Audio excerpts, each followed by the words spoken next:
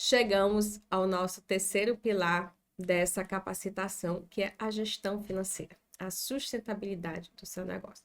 Você já deve ter percebido que essa jornada está sendo percorrida de uma forma muito estratégica, voltada ao teu negócio. Nós passamos pelo marketing, que é aquela parte do negócio que você vai se comunicar, vai apresentar o teu negócio, vai atrair, aquele momento é a área que você se amostra, que você diz para o mundo o que você faz. E aí, depois a gente foi para parte de vendas, porque você já atraiu esse cliente, mas aí você converteu e você precisa potencializar, porque não adianta só, entrou um cliente, beleza, foi embora. Não, a gente precisa que esse cliente até ele se mantenha.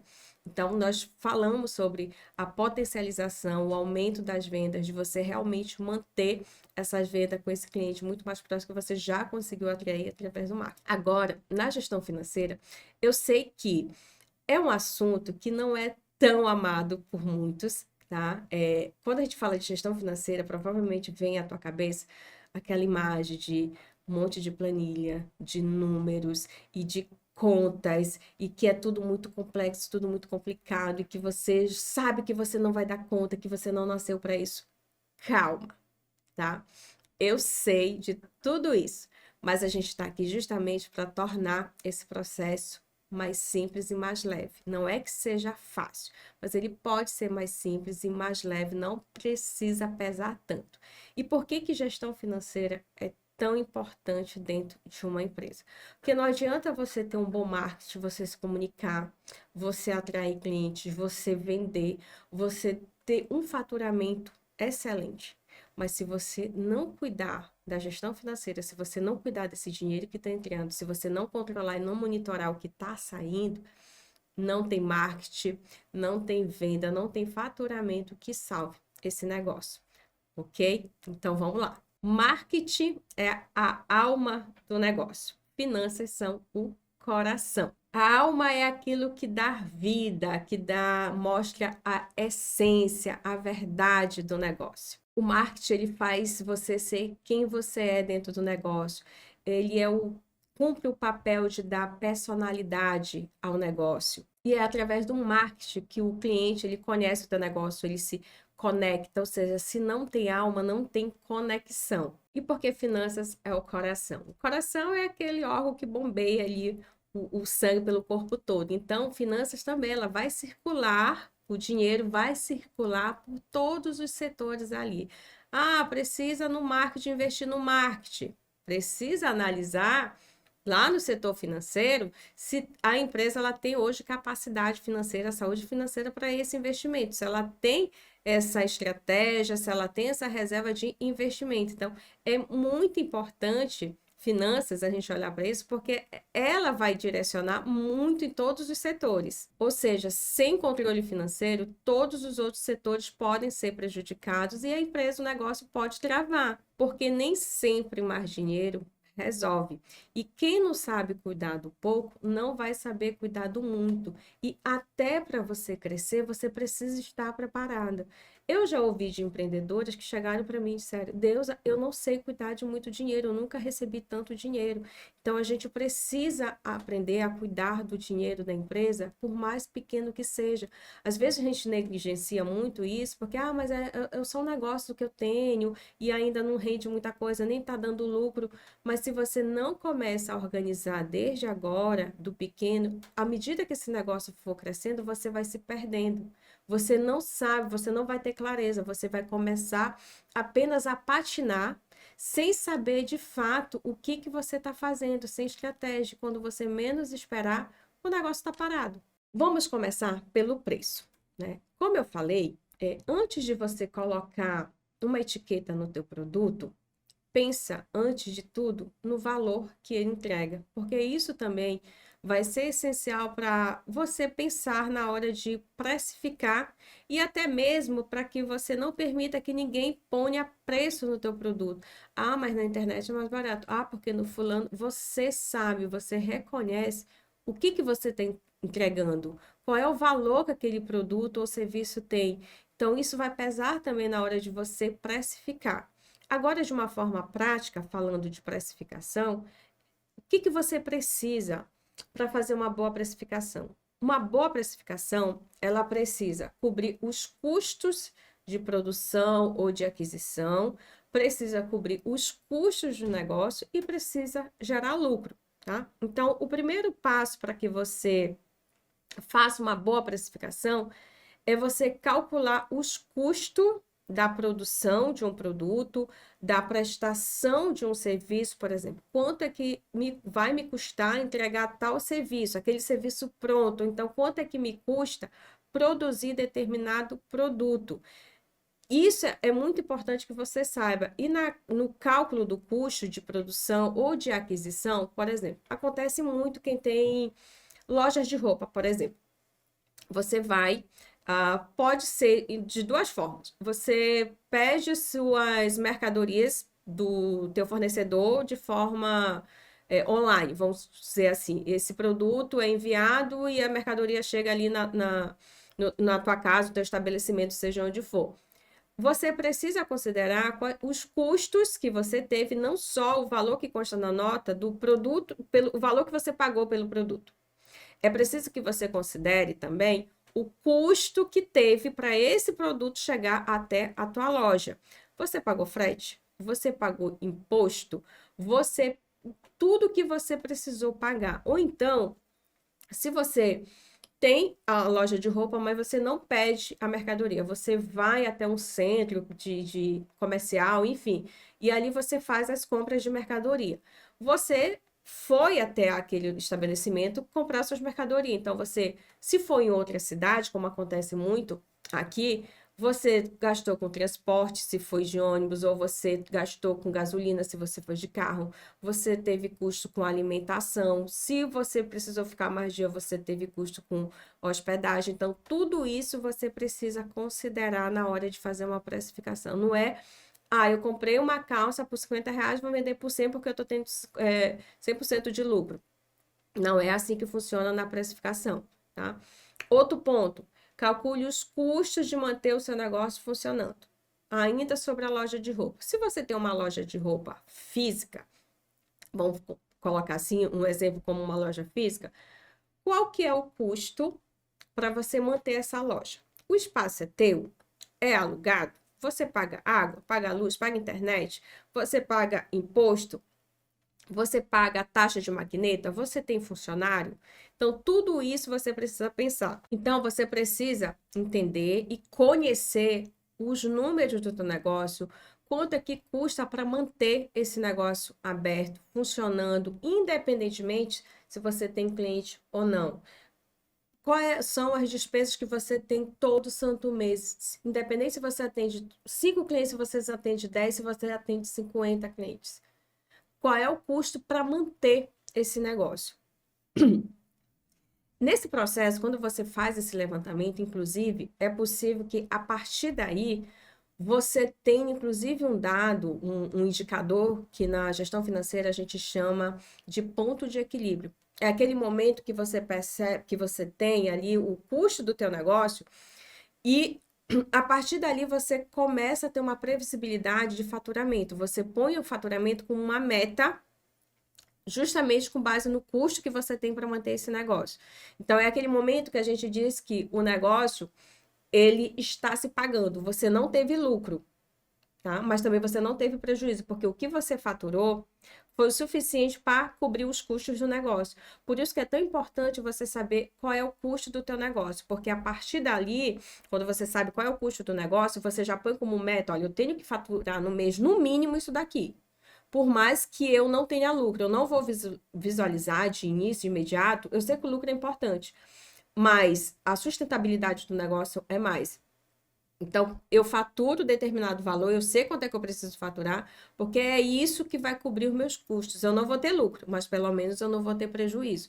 Então, a partir do momento que você sabe qual é o custo do teu negócio, você estipula aquele valor como sendo o teu de faturamento, a partir do momento que isso começa a se desprender, você começa a faturar para além daquele valor que você determinou, que é o custo do teu negócio, você começa a perceber que o negócio começou a dar lucro. Então, é muito importante a gente entender o nosso negócio, a gente saber quais são os custos do nosso negócio, quanto é que custa para manter esse negócio, tá? E claro, o terceiro ponto da precificação é você incluir um percentual de lucro. Qual é o lucro que você quer? Qual é o lucro que você deseja obter com essa venda desse produto ou desse serviço, tá? Não existe o lucro ideal, não existe a precificação ideal, existe o que é benéfico para a empresa dentro da tua realidade, dentro do que você está buscando, dentro do teu planejamento estratégico. Tá?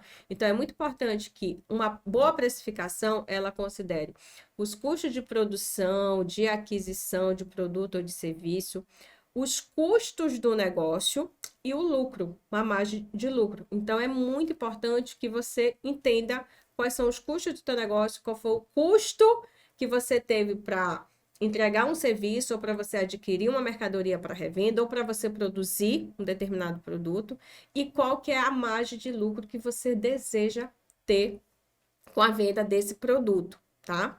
Outro ponto sobre precificação que é importante considerarmos aqui. Entenda os valores praticados no mercado, ou seja, qual é o preço da concorrência. E lembra que a gente falou sobre você conhecer o seu público, identificar quem é o seu público? Quando você identifica o teu público, você consegue também identificar quem são os teus concorrentes, porque você vai saber que aquelas pessoas atendem o mesmo público que você. Então, esses são teus concorrentes diretos. A gente também costuma dizer que é muito importante que você determine um nicho de atuação. Isso vai facilitar, inclusive, a tua precificação. Por exemplo, você trabalha com confeitaria. Isso é o teu segmento. Mas qual é o tipo de confeitaria? Ah, é zero lactose? É sem glúten? É bolos caseiro, é bolo de aniversário, é bolo decorado, é de festa de casamento, enfim, você tem um nicho. Quando você determina esse nicho, você consegue identificar quem são teus concorrentes. Isso melhora a tua precificação, isso melhora o teu posicionamento, porque você vai se tornar referência e autoridade atuando naquele nicho, ou seja, as pessoas já vão, quem faz tal coisa? Você, com certeza, participa aí de vários grupos de WhatsApp que tem empreendedores e sempre tem alguém ali, quem que faz tal coisa? Alguém indica que faz determinado bolo, doce, enfim, você sempre vai olhar para uma pessoa, lembrar de alguém que faz aquilo que alguém está buscando. Então, a mesma coisa você vai se posicionar enquanto autoridade no que você faz, no que você entrega. E isso só é possível a partir do momento que você conhece de fato quem é o teu público, tá? E a partir daí você vai poder entender também, reconhecer e identificar quem são teus concorrentes. E aí você vai fazer essa pesquisa de mercado para ver qual é o preço praticado ali no mercado pelos teus concorrentes. Evidentemente que esses concorrentes precisam ser concorrentes diretos seu, precisam atender o mesmo público, precisam ter a mesma estrutura que você, precisam entregar o mesmo produto ou serviço, precisam estar na mesma região, localidade, que ela tenha aquela mesma estrutura e que se alinhe com o que você está entregando, ok? Vamos a um exemplo prático de quem tem uma confeitaria e vai precisar fazer uma precificação. O que essa empreendedora vai precisar fazer? Vai precisar coletar de dados para que ela faça uma boa precificação. Ela precisa entender qual é o custo de produção, ou seja, tudo aquilo que ela vai usar para ela produzir um bolo. E aquele bolo que ela vai entregar àquela cliente teve um custo. Então, qual foi o custo que ela teve para produzir, né, para fazer este bolo? Então, aí ela vai considerar, por exemplo, a embalagem, ela vai considerar a mão de obra, ela vai considerar a entrega. A cliente, ela vai receber ou ela vai fazer a entrega, por exemplo. Os ingredientes, a farinha, os ovos, a margarina, o leite. Então, tudo isso precisa ser entendido e agrupado como sendo os ingredientes, o custo de produção desse bolo, desse produto, tá? O que mais que ela precisa entender aqui? O que mais que você precisa coletar de informações? Os custos do teu negócio. Lembra? Água, energia, internet, imposto, o teu Prolabore. Sim, vamos falar de Prolabore já já mais a fundo, tá? Então, qual é o custo que eu tenho todo santo mês ali com o meu negócio. Esse bolo, evidentemente, ele não vai cobrir todo o custo do teu negócio. O custo de produção, sim. Por exemplo, o bolo, para produzir esse bolo, custou, sei lá, R$ 30, um exemplo. Então, esses R$ 30 já tem que estar na precificação 100%. Mas o custo do negócio, não. Cada bolo que você vai produzir, ele vai cobrir um percentualzinho, uma fatiazinha para cobrir o custo do negócio. É como se cada bolo que você vendesse, depositasse ali, fizesse uma caixinha e cada um vai contribuindo um pouquinho no potinho, que no final vira um valor só, um valor cheio, e no final do mês você vai pagar suas contas, tá? É dessa forma que funciona.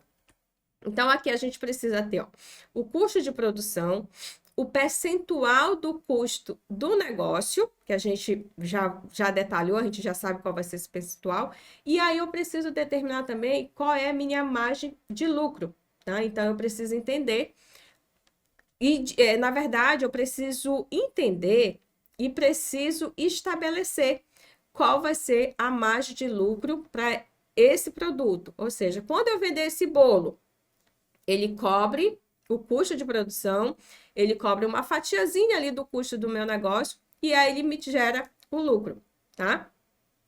Vou falar um pouco sobre o Prolabore para vocês. Eu sei que para muitas de vocês, o Prolabore, que é o salário do dono da empresa, é o salário que você tira ali para vocês, para algumas pessoas, ainda é difícil, a gente sabe disso, principalmente para quem está começando, mas é essencial que você já estabeleça um valor de Prolabore. Esse valor de Prolabore é essencial porque ele vai integrar os custos do negócio, as despesas do negócio. Nesse caso, quando você faz a precificação, esse Prolabore ele já precisa estar ali no custo do negócio. Porque se você não inclui o Prolabore no custo do negócio, você vai estar precificando menor o teu produto, você vai estar vendendo ele com uma precificação incorreta e você nunca vai conseguir tirar o teu Prolabore porque o produto não está pagando ele. Na hora que você precifica, não está considerando o teu Prolabore. Então, é muito importante que, por mais que você ainda não consiga tirar um Prolabore, o que você gostaria de fato do seu negócio, você já estabeleça, você já defina esse Prolabore. Um outro erro que é muito comum de acontecer é que você vende, recebe o dinheiro, paga as contas, o que sobra, aí você diz que é o teu Prolabore. Isso não é Prolabore, isso é lucro da empresa, tá? Então, o Prolabore é o teu salário e ele vai integrar ali certinho com as despesas do negócio, tá? Um outro ponto que eu quero salientar aqui para vocês é o seguinte: por que que é importante também a gente pensar no Prolabore? Imagine que você não definiu o seu Prolabore. Teve um mês que a empresa vendeu menos, aí você vai e tira menos. Teve um mês que a empresa vendeu mais, aí você vai, opa, vou tirar mais, tá? Agora, vamos imaginar o seguinte. Algumas de vocês, eu tenho certeza, que já trabalharam como CLT, de carteira assinada. Imagine a seguinte situação. No mês que o mercado ficava mais caro, no mês que a conta de energia vinha mais alta, você ia lá, batia na porta do seu chefe e falava para ele, ó, preciso que você aumente meu salário porque a conta aumentou esse mês. Não, né? Você fazia ali de forma muito estratégica, dava teu jeito para incluir o teu orçamento dentro do que você ganhava, dentro do teu salário. E por que que quando é com o teu negócio tu quer fazer isso? Tá? Então, o negócio rendeu mais, vendeu mais esse mês, eu vou lá e tiro mais? Não, não pode ser assim, tá? É isso que a gente também fala sobre posicionamento, é você se posicionar enquanto empresa, é você ter essa organização enquanto um negócio de fato estruturado, é isso que vai ser sustentável.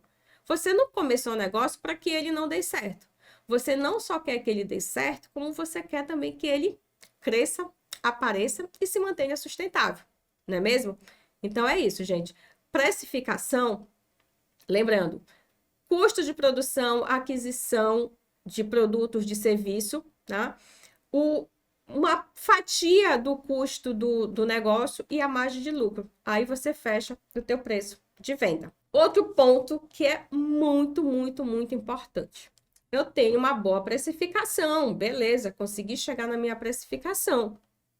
Estou vendendo bem, eu sei, o negócio está dando lucro, mas eu não tenho controle. Eu preciso ter o controle de caixa. E o que é o controle de caixa?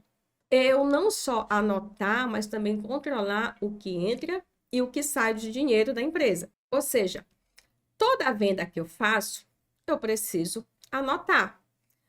Todo o dinheiro que entra, eu preciso anotar, que foi o dinheiro proveniente dessa venda.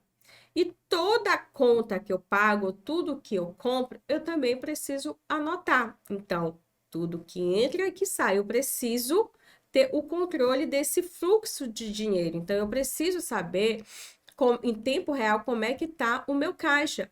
Porque imagine, é que nem às vezes quando acontece em casa, a gente tá ali, o gás acaba. E aí faz o quê? Parou, interrompeu o almoço, né? Que o gás normalmente só acaba nesse horário. Pronto, imagine que você está ali produzindo, você tem um prazo para entregar aquele produto ou serviço para o teu cliente e de repente falta o equipamento da pane, falta um material, você vai lá, não tem dinheiro no caixa. E aí vai parar a produção? O negócio vai parar? Não, é por isso que você precisa ter esse controle, você precisa ter essa clareza sobre os números do teu negócio. E como é que a gente faz esse controle? Como é que a gente faz a gestão desse dinheiro que está entrando? Porque a gente aprendeu sobre marketing, a gente aprendeu a fazer uma boa venda, a converter uma boa venda, a atrair muito mais clientes, então eu estou com faturamento muito bom. Como é que eu faço essa gestão? Como é que eu controlo esse dinheiro que está entrando, que está saindo, para realmente eu saber se o negócio está dando certo ou não? Existem diversas formas de você fazer esse controle de caixa. Não existe a melhor forma, existe o que é melhor para você dentro da tua realidade, considerando as tuas habilidades, considerando com que você consegue realmente que funcione para você. O melhor vai ser o melhor que funcione para você. Você precisa ter dados, você precisa ter números, você precisa ter informações. Então, se vai ser, por exemplo, no caderno, escrito à mão, se vai ser numa planilha de Excel, se vai ser no Google Forms, se vai ser no planner financeiro, se vai ser no aplicativo ou no sistema, né, no software de gestão financeira, não importa. O que importa é que esse controle, ele te gere informações, é que esse controle realmente, ele sirva como uma ferramenta de organização. Tá? E ele, por si só, também não resolve. Não adianta você ter um caderno mais lindo, com a capa mais colorida e mandou personalizar com a logo do teu negócio, mas se ele está ali na gaveta, esquecido. Não adianta você comprar planilhas de Excel se você não sabe alimentar ou se você não alimenta. Não adianta você ter um planner lindo, maravilhoso, divo, com várias folhas ali para você ir preenchendo entradas e saídas, mas se você não faz, se você não coloca, não inclui isso na tua rotina. Não adianta você pagar um aplicativo ou um sistema de gestão financeira se você não está conseguindo alimentá-lo, tá? Então, é muito importante que você pense o que vai funcionar para você dentro da sua rotina. Eu sei que devido à rotina corrida e que você tem que ser o marketing, as vendas, o atendimento financeiro, administrativo, a contabilidade do teu negócio, tá? Mas é muito importante que a gente coloque a gestão financeira dentro da nossa rotina. Se você verificar que para você fazer isso todos os dias é complicado, é difícil, porque você está o tempo todo ali atendendo, falando com alguém, respondendo alguém, e você acaba esquecendo, o ideal é que você, por exemplo, use mecanismos digitais que possam te auxiliar nessa gestão financeira. Por exemplo, você pode estipular uma conta específica, uma conta bancária específica para você receber o dinheiro que entra das tuas vendas. Por ali, você deixa aquilo tudo registrado, fica melhor. Você, a depender da tua demanda, se for uma demanda de muito volume, o ideal é que você faça diariamente. Se não for, se for muito complicado para você, o ideal é que você tire um dia da semana para que você possa fazer isso. Ou seja, você coloca na sua agenda como um compromisso. Veja qual é o dia da semana que você acredita que dentro da tua rotina seja um dia mais tranquilo e que você consiga realmente sentar ali na paz e na tranquilidade para você olhar para a gestão financeira do teu negócio. Então, aí você vai puxar todos aqueles dados de movimentação daquela conta, tudo que entrou e que saiu, por exemplo, durante uma semana, e aí você vai fazer os lançamentos na ferramenta que você escolheu para fazer o teu controle de caixa. Não importa quando você faça, o importante é que seja feito. Não importa como você faça, o importante é que seja feito e que você tenha esse controle, essa gestão. Outro ponto, não adianta eu alimentar também, só saber, entrou tanto, saiu tanto, entrou tanto, saiu tanto. Não, os números falam. E é muito importante que você entenda e reconheça o que aqueles números estão falando sobre o teu negócio. É você comparar um mês com o outro, uma semana com a outra, um período com o outro. É importante você entender por que que nesse mês o custo com água foi maior, o custo de luz foi maior, por que que o custo com embalagem foi maior. E a partir dali você começa realmente a entender o teu negócio, conhecer o teu negócio, porque isso vai te dar a chance e a possibilidade de você tomar decisões, de você fazer ajustes, de você fazer melhorias dentro do teu negócio. Por isso que é muito importante você ter esses números. Quem anota, se nota. E dinheiro sem nome, some. É preciso dar nome ao teu dinheiro, certo? Uma verdade que dói bastante, eu sei. Faturamento não é lucro. E o lucro não é seu. Faturamento é tudo aquilo que entra e que você vai anotar, vai tomar nota, né, como dizes, que é proveniente das vendas que você fez. Então, é todo aquele dinheiro que está entrando na empresa, tá? E ele ainda não é o lucro. Ou seja, todo aquele dinheiro que está entrando não é ainda o dinheiro que vai ficar ali disponível. Porque desse dinheiro você tem que pagar os seus fornecedores, você tem que pagar as suas contas, os seus boletos, você tem que tirar o seu prolabore, ou seja, o seu salário tem que sair desse dinheiro que entra. Com relação novamente ao prolabore, você pode estipular, por exemplo, retiradas periódicas, a depender da movimentação do teu negócio, você pode tirar ou por semana, ou 2 vezes no mês, ou uma vez no mês. Não importa como você tire, desde que você não ultrapasse o limite que você estipulou como sendo o ideal para você, tá?